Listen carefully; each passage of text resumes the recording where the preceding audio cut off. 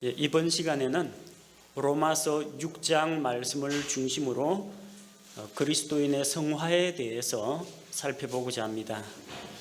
로마서 5장까지 복음의 주요한 내용들을 다루었습니다. 모든 사람이 하나님 앞에서 죄인이라는 것을 사도 바울이 입증했습니다. 이방인들이 죄인이다.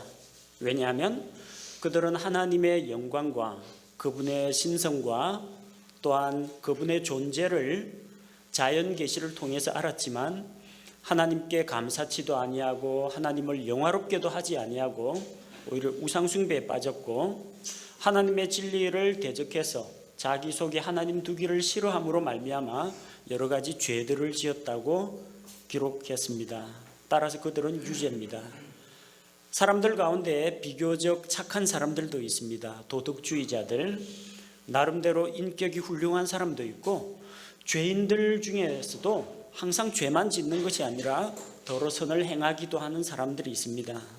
이런 사람들은 자기들이 상대적으로 다른 사람들보다 조금 더 착하다. 그래서 자기는 하나님 앞에서 그들보다 낫다라고 생각하는 사람들이 있어요. 이 사람들은 하나님의 말씀 기준이 아니라 자기의 기준을 가지고 다른 사람을 판단하고 정죄합니다. 그러나 자기가 판단하고 정죄하는 기준 잣대를 그대로 그 사람에게 적용하면은 그 사람 역시 동일한 죄를 짓고 있다는 겁니다. 혹은 자기가 비난하는 그 죄는 짓지 않는다라고 할지라도 또 다른 죄를 짓고 있다는 거죠. 하나님의 판단은 복음에 따라서 말씀의 진리에 따라서 편견이나 차별이 없이 이루어집니다. 그런 하나님의 공의의 잣대 앞에서 도덕주의자들 역시 완전하지 못하다는 것입니다. 그래서 그들도 유죄입니다. 세 번째로 바울은 종교인들, 여기서 말하는 종교인들이란 유대교를 믿는 율법주의자 유대인들을 말합니다. 그들은 여러 가지 특혜를 받았습니다. 하나님이 그들의 하나님이요 하나님과 언약을 맺은 조상들을 두고 있고 하나님의 진리의 말씀 율법을 받았습니다. 또한 그들은 아브라함을 통해서 할례의 언약을 받았습니다. 그들은 자칭 유대인이라고 또 불립니다. 그럼에도 불구하고 그것이 그들에게 유익이 되지 못한 것은 무엇이냐? 구원은 혈통으로 받는 것이 아니며 또한 율법을 소유하고 있다고 구원을 받는 것이 아닙니다. 할례는 마음을 찢고 하나님께로 돌아오는 것이지 자기 신체의 표피에 상처 자국을 냈다고 해서 그것이 구원의 증거는 아니라는 겁니다. 유대인이라고 다 유대인이 아닙니다. 마음속으로부터 하나님께 회개하고 돌아오고 그렇게 해서 영적으로 다시 태어나야만 진정한 유대인이라고 할 수 있다는 겁니다. 그들은 여러 가지 유익을 많이 얻었습니다. 택함받은 민족으로서 말씀을 맡은 자로서 또 율법과 메시아에 대한 약속 많은 것을 받아 누렸습니다. 하지만 그들은 하나님의 말씀과는 거리가 멀었다는 겁니다. 자기 의를 내세웠지 예수 그리스도를 통한 믿음의 의를 의지하지 않았다는 겁니다. 그래서 그들은 하나님 앞에서 죄인이고 로마서 3장에서 이 모든 것을 종합해서 세상에 있는 모든 사람은 죄인이다. 유대인이나 이방인이나 도덕주의자나 다 죄의 저주와 정죄 아래에 있다는 것을 선포했습니다. 사람의 노력으로는 구원을 받을 수가 없지만 죄 문제를 해결할 수가 없지만 율법하고는 상관없는 하나님의 법이 나타났는데 그것이 바로 예수 그리스도께서 십자가에서 우리 죄를 대신해서 피 흘려 죽으심으로써 이루신 대속의 공로입니다. 거룩하신 하나님이 어떻게 죄인들을 받아줄 수가 있는가? 하나님의 본성과 어긋나는 일입니다. 하나님은 거룩하시고 공의의 하나님이기 때문에 티끌만한 죄 하나도 결코 간과하거나 용납할 수가 없습니다. 하지만 거룩하신 하나님께서 죄인들을 받아들이는 것이 하나님의 거룩하심, 그분의 영광에 조금도 손상을 주지 않습니다. 왜 그렇습니까? 하나님께서 죄에 대해서 심판을 하셨기 때문입니다. 죄인들을 심판하신 것이 아니라 사람들의 모든 죄를 자기 아들 예수 그리스도에게 전가해서 그 예수 그리스도를 십자가에서 심판하셨습니다. 따라서 하나님의 공의가 집행되었습니다. 그리고 누구든지 예수 그리스도께서 자기의 죄값을 대신 지불하셨다라는 것을 믿는 사람들에게 예수 그리스도를 통해 믿음의 의를 그들에게 덧입혀 주신다는 겁니다. 따라서 하나님 자신도 의로우시고 믿는 자도 의롭게 하시는 놀라운 하나님의 구원의 방법이 탄생했다는 겁니다. 바로 이 일을 위해서 예수 그리스도께서 우리를 위한 화해 헌물이 되어 주셨습니다. 자, 그럼 이 혜택이 누구에게 돌아가느냐? 유대인에게만 돌아가느냐? 이방인에게도 돌아가느냐? 그 문제를 로마서 4장에서 다루고 있습니다. 로마서 4장에서는 두 인물을 예로 들고 있습니다. 아브라함과 다윗이죠. 아브라함은 율법이 오기 전의 사람입니다. 그는 유대인이 아닙니다. 아직까지 유대인은 나타나지 않았습니다. 율법 이전의 아브라함도 하나님을 믿음으로 말미암아 의롭게 되었습니다. 다윗은 율법 이후의 사람입니다.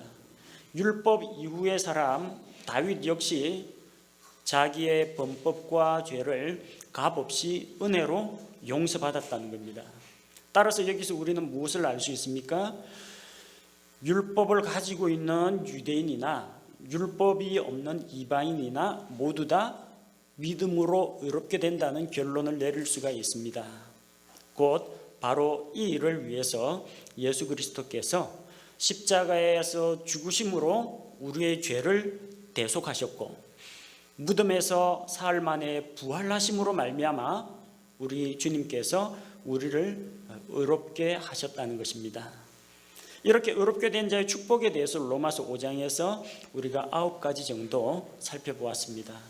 하나님과 화평하게 되었고 그분 앞에 어여시 서게 되었고 기쁨을 누리게 되었고 또한 우리에게 소망이 있고 또 하나님의 사랑을 우리가 받아 누리게 되었고 그분의 진노로부터 벗어나게 되었고 이 놀라운 축복을 받아 누리게 되었습니다. 그리고 아담과 예수 그리스도 두 사람을 비교하죠. 아담 한 사람의 죄로 말미암아 사망이 찾아오고 모든 사람이 죄인이 되어 정죄에 이른 것 같이 예수 그리스도 한 분께서 순종하심으로 말미암아 그분을 믿는 자들에게 칭의와 구속과 영원한 생명을 주신다는 것을 우리가 살펴보았습니다. 그래서 이 구원의 문제에 대해서는 로마서 1장에서 5장에서 거의 다 다루었습니다. 자, 그럼 구원받으면 그걸로 끝이냐? 끝이 아닙니다. 구원받은 다음에는 영적으로 성장해가는 과정이 남아 있습니다. 하나님의 성품을 닮아가면서 예수 그리스도의 완전한 형상에 이르도록 우리가 나날이 영적으로 성장해가는 과정이 있습니다. 영적 성장의 과정, 다른 말로 성화의 과정이라고 합니다. 로마서 5장에서 칭의에 대해서 배웠다면 로마서 6장에서는 성화에 대해서 배웁니다. 자, 두 가지는 서로 다릅니다. 칭의는 하나님 앞에서 우리의 신분이 바뀌는 것입니다. 하나님 앞에서 비록 죄인이지만 하나님께서 그 죄에 대한 대가가 지불되었기 때문에 더 이상 죄에 대해서 책임을 묻지 아니하신다는 겁니다. 더 이상 죄의 형벌인 그 지옥의 형벌을 받지 않아도 된다는 것입니다. 우리가 한순간에 하나님의 자녀로 태어났다는 것을 말합니다. 우리의 신분이 달라졌습니다. 상태가 달라진 것은 아닙니다. 칭의는 재판장에 의한 무죄 선언입니다. 그 사람이 죄가 하나도 없다는 이야기가 아닙니다. 죄는 있지만 죄에 대한 대가가 이미 지불되었기 때문에 더 이상 문제 삼지 않는다, 법적으로 처벌하지 않는다라는 의미에서 무죄 선언입니다. 그래서 신분이 달라졌습니다. 칭의는 사람을 의롭다고 선언하는 것이지 사람을 의로운 사람으로 만들어 주지는 못합니다. 그러나 성화는 하나님 앞에서 우리의 행실이 변화되고 인격이 변화되고 삶의 모습이 달라지고 우리의 상태가 변화하는 것입니다. 칭의는 포지션에 대한 겁니다. 우리의 신분, 위치에 대한 겁니다. 성화는 컨디션에 대한 겁니다.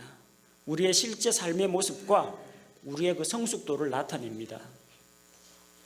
그래서 칭의에는 단계가 없어요.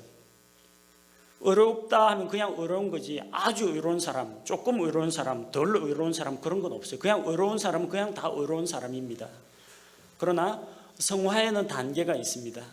조금 더 하나님의 형상에 가까운 사람, 조금 더 영적으로 성숙한 사람, 우리가 이런 단계를 거쳐 나간다는 겁니다. 칭의는 한순간에 이루어집니다. 한순간에 이루어집니다. 예수 그리스도를 믿는 그 즉시 이루어집니다. 반면 성화는 지속적인 과정입니다. 우리의 일평생 동안 지속적으로 이루어 나가야 하는 일련의 과정입니다. 어린아이의 출생과 견주어서 이야기하자면 칭의는 이 세상에 사람으로 한 번 태어나는 겁니다. 하나님의 자녀로 딱 한 번 태어나는 겁니다. 여러분, 엄마 뱃속에서 태어나는 것은 엄마 몸에서 분리되어 나오는 건 한순간이에요.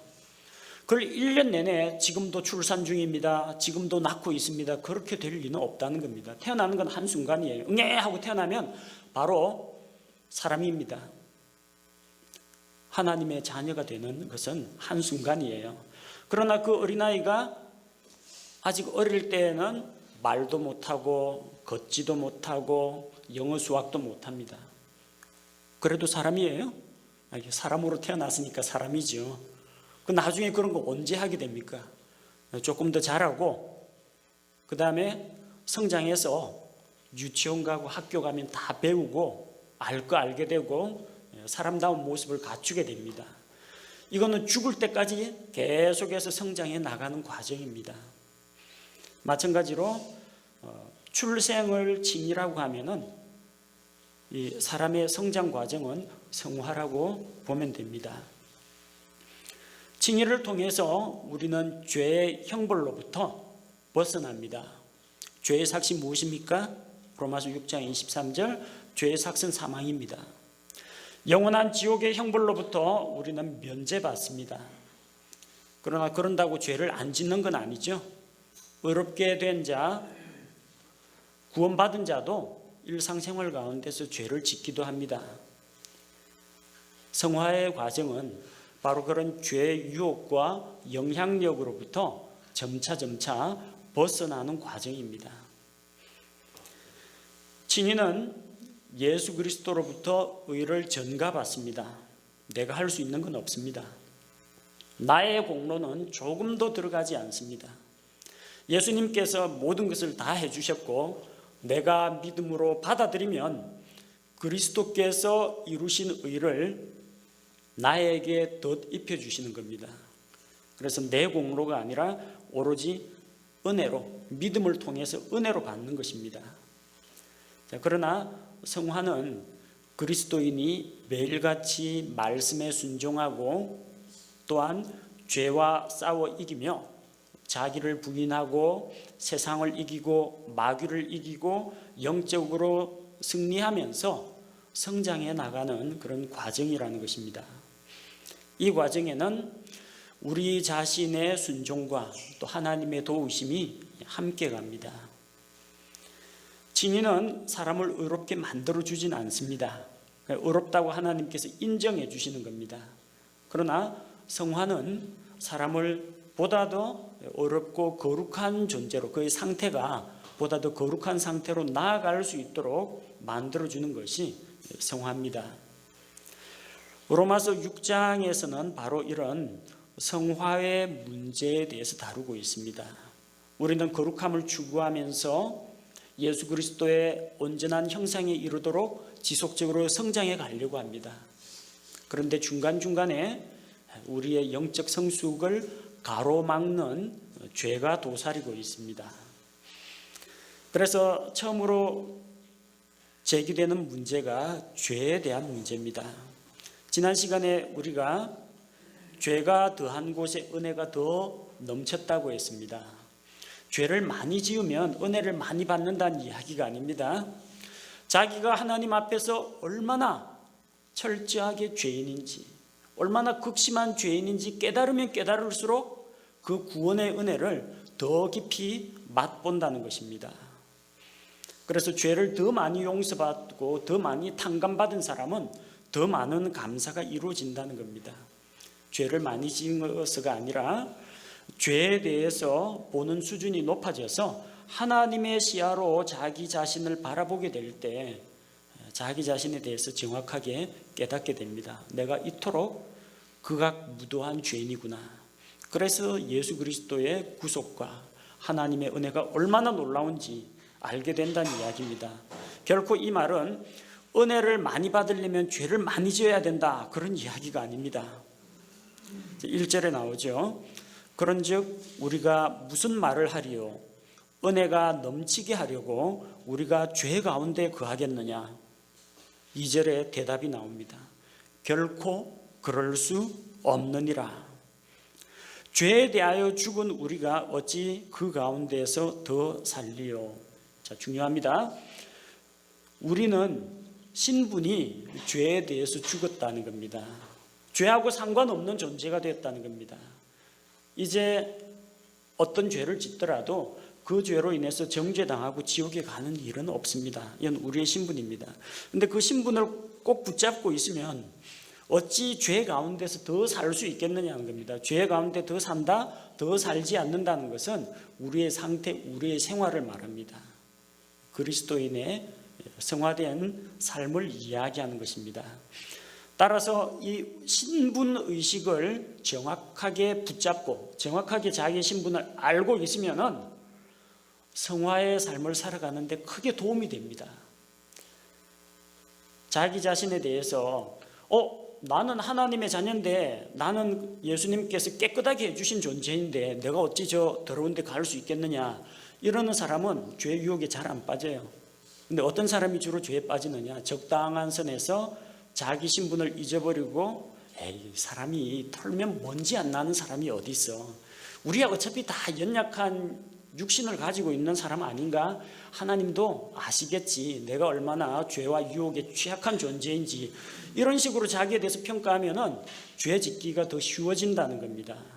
자기를 어떠한 자라고 생각하느냐에 따라서 죄에 대해서 용납할 것이냐, 이걸 거절을 할 것이냐, 거기에 대한 각오 자체가 달라진다는 겁니다. 자, 우리의 신분에 대해서 정확히 알려주기 위해서 3절과 4절에서 침례를 예로 들고 있습니다. 믿는 자들은 다 자기의 신앙을 고백하고 침례를 받았습니다. 그래서 너희가 왜 침례 받았느냐, 그 침례의 의미가 뭐냐는 겁니다. 그냥 물속에 들어갔다 나오면 너 죄가 용서되고 깨끗하게 되느냐, 그게 아니라는 거죠. 그 침례는 내 신분이 바뀌었습니다 하고 하나님 앞에 고백하는 겁니다. 제가 원래 죄인인데 예수님 십자가에 달려 돌아가실 때 나도 그분과 연합해서 함께 못 박혀 죽었습니다. 내가 그리스도와 함께 십자가에 못 박혀 죽었습니다. 예수님 무덤에 장사될 때 내가 그분과 함께 장사되었습니다. 물속에 푹 잠그는 겁니다. 예수님께서 사흘 만에 부활하실 때 나도 그분 안에서 물속에서 올라오면서 이렇게 새롭게 생명의 새로움 가운데 일으켜졌습니다. 이거 고백하는 게 침례라는 겁니다. 그 침례는 내가 그리스도와 한 몸이라는 것을 고백하는 그런 의식입니다. 침례는 예수 그리스도와 동일시하는 겁니다. 우리가 침례를 받을 때 3절에 예수 그리스도 안으로 침례를 받은 우리가, 실은 우리는 물 안으로 침례를 받습니다. 근데 그게 나타내는 바가 뭐냐는 겁니다. 물 안으로 침례를 받는 것은 예수 그리스도의 죽음 안으로 침례를 받는다는 겁니다. 물속에 잠긴다는 건 예수 그리스도의 죽음과 장사 지냄을 말합니다. 그리고 4절에서 그러므로 우리가 죽음 안으로 침례를 받아 그분과 함께 묻혔나니, 이것은 그리스도께서 아버지의 영광을 힘입어 죽은 자들로부터 일으켜진 것 같이, 예수님께서 부활하신 것 같이 우리도 생명의 새로움 속에서 걷게 하려 함이라. 우리가 이제 과거 지나간 삶은 다 벗어버리고 새 생명 가운데에서 살아가는 존재가 되었다는 겁니다. 바로 이게 침례의 의미라는 겁니다.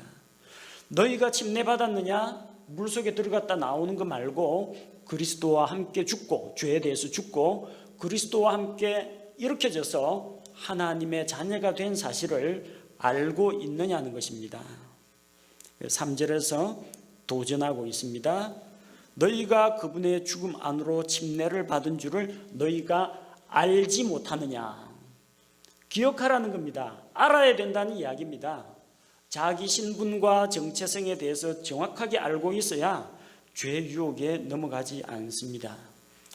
성화의 과정에 꼭 필요한 그 3가지 명령이 나옵니다.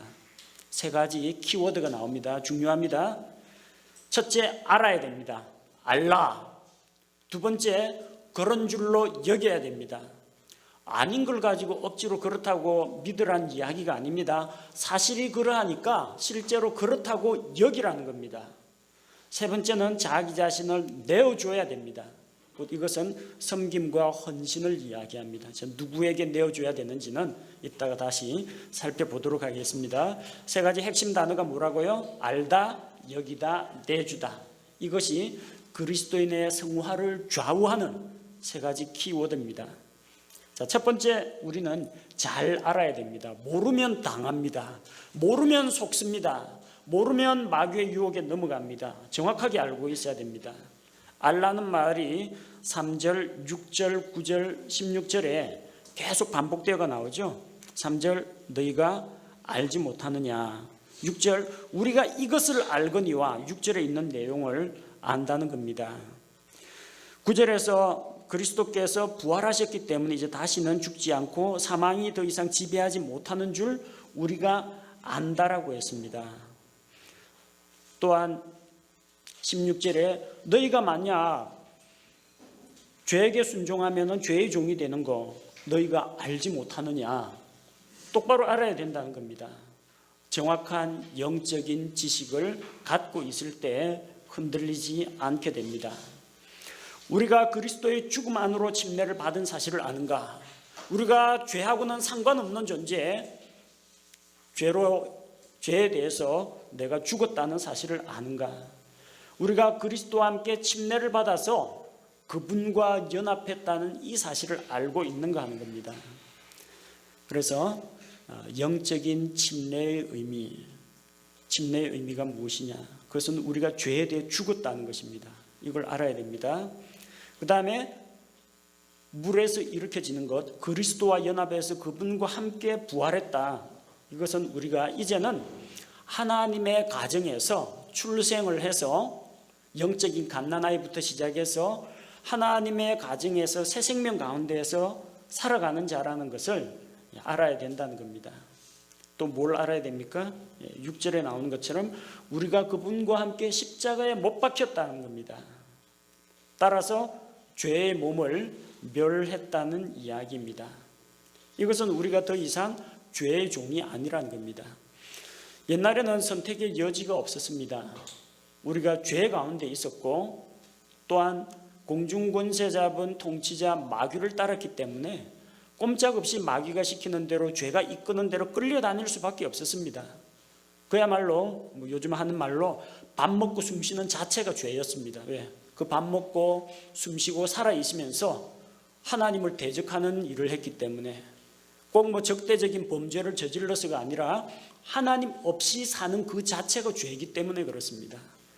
그 살아있는 그 존재 자체가 하나님한테 극도로 혐오스러운 것이고 죄악투성이인 그런 사람이었다는 거예요. 옛날엔 그랬습니다. 근데 이제 예수 그리스도께서 죄의 삭을 다 지불해 주셨고 우리는 죄에 대해서 십자가에 못 박혀 죽었기 때문에 더 이상 죄의 종이 아니라는 겁니다. 이제 그리스도인이 죄를 짓는 것은 어쩔 수 없이 마귀하고 죄에 끌려다니는 게 아닙니다. 자기에게는 선택의 길이 있습니다. 하나님께 순종하느냐 죄에게 순종하느냐 이 중 골라야 되는 거예요.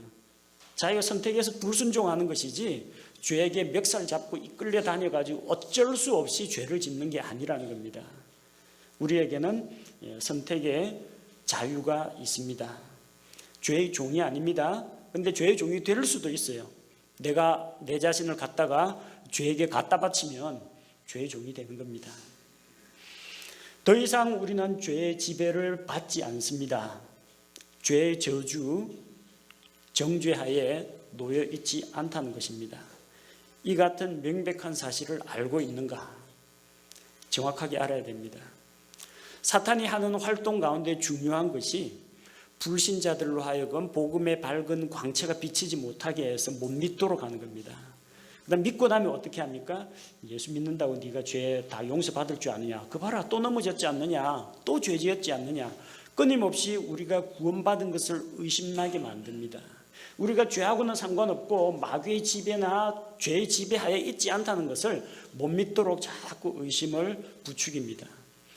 죄를 하나님 앞에 자백하면 용서해 주신다는 것을 믿고 있어야 되는데 우리가 용서받은 죄인이라는 것을 못 믿도록 마음속에 의심을 불러일으킵니다. 그렇게 함으로써 구원을 취소시킬 수는 없지만 마귀가 우리의 영적인 성장을 방해하고 또한 그리스도의 군사가 되어가지고 저 어둠의 세력과 영적 전쟁을 하는 것을 가로막고 있다는 겁니다.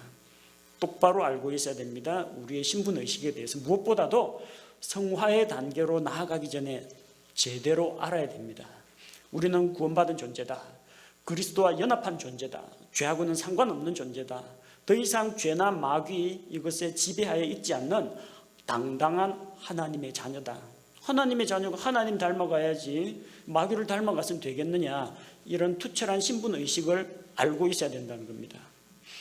근데 머릿속으로 알고만 있으면 뭐합니까? 실제적으로 거기에 동조를 해야 됩니다. 그런 줄로 여겨야 됩니다. 11절과 12절에 나오죠. 이와 같이 너희도 너희 자신을 죄에 대하여는 참으로 죽은 자요 하나님께 대하여는 예수 그리스도 우리 주를 통해 산 자로 여길지어다. 자, 여기라고 했는데 이 여기라는 게 그냥 누가 이야기하는데 에이 그냥 대접받은 셈 치죠, 먹은 셈 치죠, 이렇게 그렇다 치자라는 이야기가 아닙니다. 우리가 흔히 뭐 그렇게 여기라 하면 아닌데 대충 그렇다고 치고 넘어갑시다 이 이야기인데, 여기서 그렇게 여기라는 거는 아닌 걸 억지로 여기라는 이야기가 아니라 명백한 사실인데, 사실이죠. 예수 그리스도를 통해서 우리가 죄에 대해서 죽었다는 거 팩트 아닙니까? 아까 알라라고 했는데 거기서 우리가 분명히 알고 있는 사실입니다. 그거를 일상생활에서 실제로 그렇다고 여기라는 것입니다. 많은 사람들이 머릿속으로는 팩트, 그건 맞아. 하지만 단서를 다니까 자꾸 넘어진다는 겁니다. 실제 그렇다고 여겨야 됩니다. 여기 여기다라는 단어가 레콘, 간주하다 그런 단어인데 이것은 의미가 뭐냐면은 누구의 계정에 집어넣다라는 이야기입니다. 은행 가면 은행 구좌 만들어주죠. 계좌 하나 만들어주죠. 그 은행 계정입니다. 그래서 이 계정에 넣다라는 말은 나의 모든 것이 누구누구의 계정으로 들어간다라는 이야기입니다. 쉽게 이야기하면 저 신용카드를 예로 들어서 생각하면 됩니다. 남편이 아내에게 부부 공동으로 쓰는 신용카드 만들어줬습니다. 아내는 그 신용카드, 아내는 통장 없습니다. 남편이 준 신용카드만 있어요. 막 끌고 다닙니다. 커피도 사 마시고 장도 보고 애들 교육비도 지불하고 뭐 자신과 남편과 가족을 위해서 유용하겠습니다. 아내는 통장이 없다는데 왜 가게에서 신용카드 받아줍니까? 아내는 신용 없고 돈 없고 통장 없고 은행 거래가 없습니다. 카드는 있거든요. 이 카드가 어디에 연결되어 있느냐? 남편 월급 통장에 연결되어 있습니다. 남편의 은행 계좌하고 연결되어 있습니다. 근데 남편은 돈 있고 능력 있고 은행에서 인정하는 직장이 있고 신용도 있는 사람이에요. 그 잔액이 무한대입니다. 암만 꺼내서도 잔액이 줄지가 않습니다. 거기에 아내의 신용카드가 연결이 되어 있기 때문에 이 부인이 카드를 끌고 있다. 아이고 나는 돈이 없는데 이게 될지 모르겠네. 이런 식으로 하지 않죠. 이 카드가 내 것인 줄로 믿습니다. 나는 공로가 없으나 예수 그리스도께서는 나를 위해서 모든 의를 다 이루셨고 하나님의 기뻐하시는 자이며 나에게 필요한 모든 것을 공급해 주시는 분로 제가 그렇게 믿고 여깁니다 하고 끊습니다. 바로 이걸 이야기하는 겁니다. 우리의 모든 빚, 연약함, 우리 자신이 예수 그리스도의 무한대 계좌에 연결된 존재로 간주하라는 겁니다. 사실 연결되어 있어요. 여러분이 믿거나 말거나. 그건 팩트입니다. 예수님 믿을 때 이미 그렇게 딱 연결되어 있습니다. 왜? 그리스도와 한 몸이죠. 신랑이신 예수 그리스도, 신부이신 교회 성도, 부부 사이 아니에요. 예수님이 딱 신용카드 주고 자신의 계좌하고 연결시켜 놨어요. 하늘에 있는 무한대의 자원을 끌어다 쓸 수가 있습니다. 기도 응답을 받습니다. 영적인 세력과 전쟁에서 승리에 대한 보장이 되어 있습니다. 죄 용서에 대한 약속이 있습니다. 이거 그냥 신용카드 긁으면 되는 거예요. 근데 그렇게 머릿속으로만 알고 있는 사람은 카드 안 씁니다. 실제로 이 신용카드가 효험이 있다라고 믿는 사람이 그렇게 여기고 활용을 한다는 겁니다. 영적 성장을 위해서 기도를 합니다. 성경 말씀을 읽고 깨달을 수 있도록 성령께서 눈을 열어주시기를, 조명을 주시기를 간구합니다. 영적 자원을 끌어다 쓰는 거예요. 실제 그렇게 여기고 살아야 됩니다. 예수님 구원해 줬다니까 고마운 일이네. 그 정도로만 생각하고 있으면 아는 것에 멈춰 있는 겁니다. 더 나아가서 그렇게 여기고 간주하고 믿고 살아야 된다는 겁니다. 빌레몬 1장 18절에서 그 계정에 넣다라는 이야기하고 여기다라는 단어가 실은 똑같은 단어입니다. 바울이 빌레몬에게 편지를 쓰죠. 빌레몬에게서 도망친 종 오네시모가 있습니다. 근데 오네시모가 감옥에서 바울을 만나서 그리스도인이 되었습니다. 집에 돌아가려고 하니까 도망친 노예가 돌아오면은 고문 형벌 당하다가 잘못하면 죽기까지 합니다. 못 돌아가는 거예요. 바울이 빌레몬서 써줄 테니까 이거 갖고 가라고 합니다. 사랑하는 빌레몬아, 너 나한테 빚진 거 많지 않느냐? 너 복음의 빚을 지지 않았느냐? 근데 내가 너한테 뭐 달라고 한 적이 있느냐? 값없이 은혜로 줬다. 여기 오네시모가 이제 그리스도인이 됐는데 도망친 노예로 대하지 말고 형제로 대우해달라. 그리고 용서해줘라.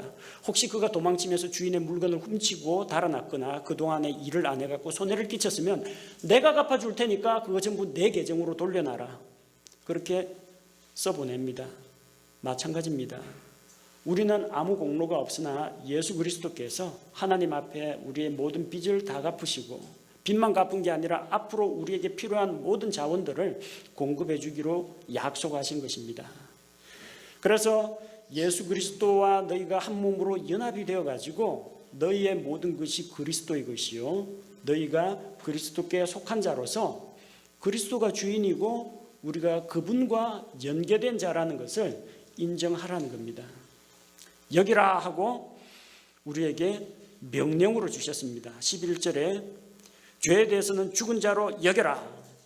하나님께 대해서는 예수 그리스도 우리 주를 통해 산 자로 여길지어다. 여기는 게 어떻게 했느냐, 여기는 게 좋을 걸, 그런 정도가 아니고 여길지어다 하고 명령으로 주신 말씀입니다. 그리고 12절에 그러므로 너희는 죄가 너희의 죽을 몸 안에서 군림하지 못하게 하여, 군림한다는 것은 왕으로 지배하고 다스린다는 이야기입니다. 로마서 우리 5장에서 다루었죠. 이제는 죄가 너희에게 너희 몸 안에서 군림하지 못하게 하라고 했습니다. 왜? 주인 바뀌었어요. 옛날에는 죄의 종인데 이제는 그리스도가 주인입니다. 못하게 해서 몸의 정욕 안에서 죄에게 더 이상 순종하지 말라고 했습니다. 이제 죄의 종 아니거든요. 예수 그리스도와 연합한 존재이기 때문에 죄의 종에서 벗어났습니다. 벗어났다는 건 팩트고 그렇게 알고 있습니다. 그런데 실제로 그렇게 여기고 순종하지 말라는 겁니다. 머리로만 알고 있지 말고 그렇게 여기고 그렇게 대하라는 겁니다. 이거는 지식뿐만 아니라 우리의 태도가 바뀌어야 됩니다. 죄에 대해서, 우리의 신분에 대해서, 하나님과 우리의 관계에 대해서 실제로 그렇게 태도가 달라져야 한다는 겁니다. 자, 그 다음에 세 번째가 있습니다. 지식이 바뀌고 이것이 태도에 영향을 주고 그 태도는 우리의 말과 행동에 영향을 미칩니다. 세 번째 단계가 13절과 14절에 나오는 내어주라는 겁니다. 내어주라. 13절을 보니까 또한 너희 지체를 불의의 도구로 죄에게 내주지 말며 오직 너희 자신을 죽은 자들로부터 살아난 자로서 하나님께 드리고 너희 지체를 의의 도구로 하나님께 드리라 내어주라. 같은 말입니다. 14절 너희가 율법 아래 있지 아니하고 은혜 아래 있으므로 죄가 너희를 지배하지 못하리라. 자, 우리 자신을 이제 누구에게 내어주느냐, 누구에게 드리느냐 하는 것입니다. 자, 여기서 내어주다 드리다에 해당되는 이 말씀은 희생 헌물로 드리다라는 그런 의미입니다. 너희 지체를 불의의 도구로 죄에게 드리지 말라고 했습니다. 자, 이거는 우리의 지식이나 태도가 아니라 행동입니다. 우리 자신을 누구에게 내어줄지, 우리 자신을 누구에게 드릴지는 전적으로 우리의 선택에 달려 있습니다. 우리는 더 이상 율법 아래 있지 아니하고 하나님의 은혜 아래 있습니다. 율법은 우리에게 명령을 내립니다. 하나님은 거룩하신 분이다. 그분의 거룩하심과 같이 너희도 거룩하라. 명령을 내립니다. 그걸 지키면은 율법이 우리를 인정하겠지만 어기면은 바로 정죄를 합니다. 하지만 그 율법은 그것을 어긴 자를 의롭게 하지는 못합니다. 죄 문제를 해결하지는 못합니다. 근데 우리는 지금 그런 율법 아래 있는 것이 아니라 은혜 아래 있다는 것입니다. 우리는 지금 은혜 아래 있다. 죄 아래 있지 않습니다. 율법 아래 있지 않습니다.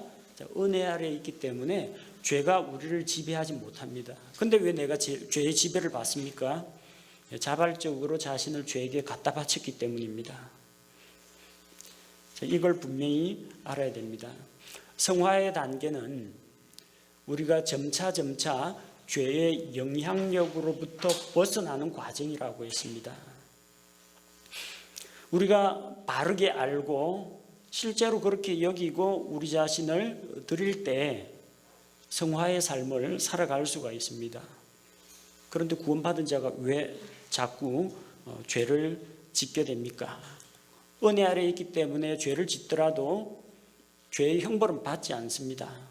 그런데 그런 사람들 가운데는 은혜를 마치 면죄부로 여기고 죄 가운데 안주할 수 있는 그런 도구로 활용하는 자들이 있다는 겁니다. 자, 15절에 보니까 그런즉 어찌하리요? 우리가 율법 아래 있지 아니하고 은혜 아래 있으므로 죄를 지으리요? 결코 그럴 수 없느니라. 자, 은혜 아래 있기 때문에 더 이상 죄를 짓는다고 할지라도 은혜로 다 용서받았기 때문에 구원을 잃어버리거나 지옥에 떨어지는 일은 없다는 겁니다. 안심하라는 겁니다. 그럼 안심하고 죄 지으라는 이야기냐? 이제부터 내가 무슨 죄를 지어도 최소한 지옥에는 가지 않는다. 그러니까 안심하고 죄를 지으라는 이야기가 아니라 진정으로 하나님의 은혜 아래 있는 자는 죄로부터 자유롭게 되었으니까 죄 가운데 계속해서 거해서는 안 된다는 겁니다. 결코 그럴 수 없다라고 했습니다. 은혜라는 것은 죄인들에 대해서 죄인들이 자기 죄를 회개하고 미워하고 하나님께 돌아올 때 예수 그리스도의 공로를 통해서 죄를 용서해 주는 것이지 죄를 마음껏 지을 수 있는 자유를 허용하는 것이 아니라는 것입니다. 그래서 여기에 대해서도 영적인 지식을 똑바로 가지고 있어야 됩니다. 16절 아까 드리다, 내어주다 그 단어가 나오죠. 너희 자신을 누구에게 종으로 내주어 순종하게 하면 너희가 순종하는 그 사람의 종이 되는 줄을 너희가 알지 못하느냐. 혹은 죄의 종으로 사망에 이르고 혹은 순종의 종으로 의에 이른다고 했습니다. 우리가 누구에게 순종을 하든지 우리 자신을 누구에게 굴복시키든지 그 대상의 종이 됩니다. 학교에서 마찬가지입니다. 똑같은 학년, 똑같은 동급생으로 대하지 않고 쟤를 내가 일진으로 우대를 하고 나 자신을 낮춰가지고 걔 심부름꾼 이런 식으로 생각하면요 자기 자신을 갖다 바치는 겁니다. 걔 종로로 돼야 돼요. 심부름해야 됩니다. 근데 우리가 우리 자신이 거기에서는 폭력으로 뭐 이런 깡패들이 학생들, 연약한 학생들을 휘어잡는다고 하지만 이제는 죄가 우리를 그렇게 휘어잡을 권능이 없어요. 마귀도 우리를 휘어잡을 만한 권능이 없습니다. 근데 왜 넘어갑니까? 죄의 유혹으로 말미암아 우리 속에 있는 육신의 정욕과 안목의 정욕과 인생의 자랑, 이런 유혹에 넘어가서 내가 죄에게 굴복하기 때문이라는 겁니다. 나 자신을 죄에게 갖다 바치기 때문에 그래요. 우리가 자신을 누구에게 갖다 바치든지 우리의 섬김을 받는 대상의 종이 된다는 것을 분명히 알고 있으라는 겁니다. 우리 앞에 두 가지 선택이 있어요. 죄의 종으로서 사망에 이르냐, 또 순종의 종으로서 의에 이르느냐 하는 것입니다. 물론 우리가 다시 죄로 돌아간다, 죄를 짓는다고 할지라도 저 둘째 사망, 영원한 지옥의 형벌, 꺼지지 않는 불호수에는 들어가지 않습니다. 죄를 계속 지으면 어떻게 돼요? 하나님의 징계. 제일 극단적인 징계가 뭡니까? 그냥 여기서 말썽 일으키지 말고 빨리 올라오너라. 마지막 육신의 죽음을 겪게 될 수가 있고, 죽음입니다. 최고의 징계. 그 다음에 죄를 짓는 동안에는 하나님과 영적인 교제 관계가 단절이 됩니다. 영적인 죽음입니다. 죄의 종으로 사망에 이르는 길이 있고 순종의 종으로 의에 이른다는 겁니다. 순종하고 바른 생활한다고 해서 의롭게 된다는 이야기가 아닙니다. 예수 그리스도께서 우리를 의롭게 하셨는데 실질적으로 우리의 삶 가운데에서 선과 의와 거룩함을 이루어 나가게 된다는 겁니다. 누가 내 삶을 지배하게 할 것인가? 각자가 선택해야 됩니다. 옛날에는 마귀가 잡아채는 대로, 죄가 이끄는 대로 끌려갔지만 이제는 그런 신분이 아니라는 겁니다. 선택입니다. 자, 그래서 우리는 죄로부터 이미 해방이 되었고 의의 종이 되었습니다. 우리 신분이 달라졌다는 것을 17절에서 다시 한번 확인할 수 있습니다. 그러나 하나님께 감사하리로다. 너희가 이전에 예수님 믿기 전에는 죄의 종이었으나 너희에게 전달된 교리의 그 틀에 마음으로부터 순종하고 복음의 진리를 받아들이고 이로써 죄로부터 해방되어 의의 종이 되었다고 했습니다. 죄로부터 해방되었다. 세 가지 해방이 있습니다. 첫 번째는 죄의 형벌로부터 자유롭게 되는 겁니다. 이걸 칭의라고 부릅니다. 죄에 대한 대가, 처벌을 받지 않는다는 것을 말합니다. 두 번째, 죄의 영향력으로부터 자유롭게 되는 겁니다. 이것을 성화라고 부릅니다. 마지막에 예수 그리스도 다시 오실 때 우리가 그분에 계신 그대로 그분을 보게 되고 우리가 그분과 같이 될 것이라고 했습니다. 그분처럼 거룩하고 흠없는 자, 영광스러운 존재로 변화가 됩니다. 이 썩어 없어질 육신까지도 몸의 구속을 받아서 거룩하고 영광스러운 몸으로 변화가 됩니다. 그때는 죄 자체가 없습니다. 죄의 존재로부터 자유롭게 되는 것, 영화라고 합니다. 그래서 칭의, 성화, 영화. 칭의의 과정에서 우리가 할 수 있는 게 없습니다. 그냥 다 믿고 내어 맡기면 됩니다. 예수님께서 다 이루셨고 나는 이루신 것을 받아들이면 됩니다. 영화. 아무리 우리가 거룩하게 살아간다 할지라도 죽을 때까지 성화의 삶을 살아도 완전한 자는 되지 못합니다. 그 완전하게 되는 것은 예수 그리스도 다시 오셔서 우리를 변화시켜 주실 때만 가능합니다. 이것도 은혜로 됩니다. 그런데 그 가운데 있는 성화, 우리가 구원받은 이후부터 이 세상 떠나는 그날까지 계속해서 이루어가는 과정입니다. 점점 죄로부터 벗어나서 점점 하나님께 더 가까이 그분을 더 많이 닮아가는 그런 과정입니다. 그래서 죄로부터 해방이 되어서 의의 종이 되었다는 겁니다. 옛날에는 죄의 종이었지만 너희에게 전달된 그 교리를 믿음으로, 교리는 우리가 믿는 믿음의 내용을 말합니다. 그 교리를 받아들인다는 것은 자발적으로 순종하고 또 진실한 마음으로 순종하는 것을 말합니다. 우리에게 전파된 구원의 진리, 복음의 말씀을 우리가 인격적으로 그대로 받아들이고 예수 그리스도도 받아들였기 때문에 죄에서 해방되었다는 겁니다. 죄로부터 해방되어서 의의 종이 되었습니다. 그래서 우리는 19절에 나오는 것처럼 이제는, 옛날에는 우리가 죄를 지어서 불법에 이르렀지만 이제는 우리 지체를 의에게 종으로 내주어 거룩함에 이르게 된다는 겁니다. 여기에도 내주어, 드리다 그런 말이 나오죠. 우리 자신을 의에게 종으로 내줘야 됩니다. 죄에게 갖다 바치면 죄의 종이 되는 거고, 우리가 의에게 우리 자신을 내어주면은 거룩함에 이르게 됩니다. 또 22절에 나오는 말씀과 같이 죄로부터 해방되고 하나님께 종이 되어 거룩함에 이르는 너희의 열매를 얻었다고 했습니다. 하나님께 종이 됩니다.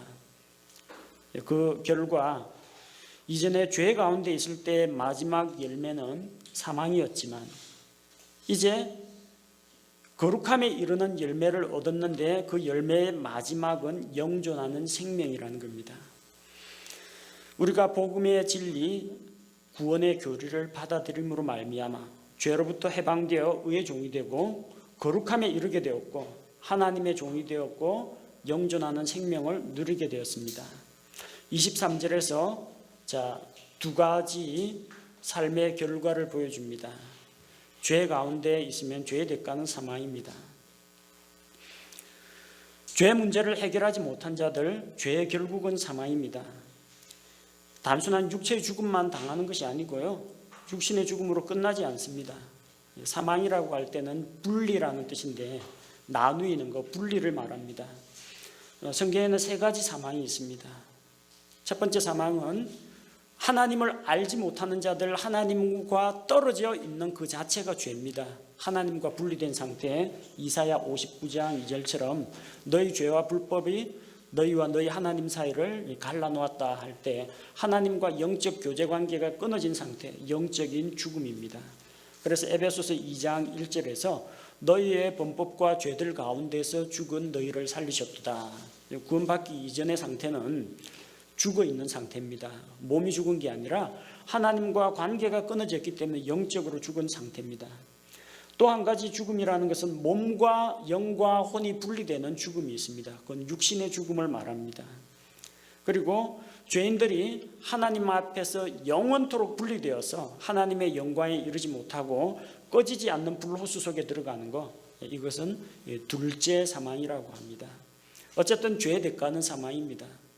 다윗이 비록 구원받은 자지만 죄 지으면 하나님과 관계가 일시 단절됩니다. 영적인 죽음입니다. 구원받은 그리스도인이 고린도전서 5장에 나오는 것처럼 극심한 죄를 지으면 하나님께서 징계로 치십니다. 육체의 죽음을 당합니다. 죄에 대한 대가입니다. 살아있는 동안에 자기 죄의 문제를 그리스도를 통해서 해결하지 않으면 꺼지지 않는 불호수 속에서 둘째 사망을 당하게 됩니다. 이것도 죄에 대한 결과라는 겁니다. 어쨌든 죄에 대한 대가는 사망입니다. 그러나 하나님의 선물은 우리 자신이 예수 그리스도를 믿고 받아들임으로 말미암아 하나님을 따를 때 거기에 대한 보상은 영원한 생명입니다. 단번에 믿음으로 영원한 생명을 얻습니다. 근데 목숨만 간당간당하게 살아있으면 안 되겠죠. 성화의 과정을 밟으면서 죄로부터 분리되고 거룩함을 추구하는 삶을 살 때 그리스도의 생명 안에서 생명력 있게 살아가는 삶을 누리게 될 수가 있습니다. 이 생명은 하나님께서 예수 그리스도 우리 주를 통해서 선물로 주십니다. 우리가 죄를 택할 것이냐, 의를 택할 것이냐, 마귀를 택할 것이냐, 그리스도를 택할 것이냐, 전적으로 자신에게 달려 있습니다. 로마서 6장은 그 중에서도 이미 구원받은 자가 일상생활 가운데에서 자신을 죄에게 드릴지 의에게 드릴지 거기에 따라서 삶의 열매가 달라진다는 것을 보여주고 있습니다. 따라서 우리는 자신의 신분을 정확하게 알고 또 그 사실을 실제로 그렇게 여기고 우리의 태도가 변화되고 실제로 우리 자신을 하나님께 드리고 의에게 내줌으로 말미암아 행동의 변화를 통해서 영적으로 성장하는 삶, 거룩하게 되는 성화의 삶을 살아가야 한다는 것입니다.